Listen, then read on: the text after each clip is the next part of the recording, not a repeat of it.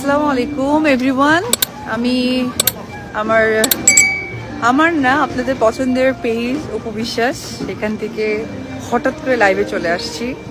আমি এই লাইভের কোনো নাম মেনশন কিছুই করিনি, কারণ আমি কনফিউজ ছিলাম।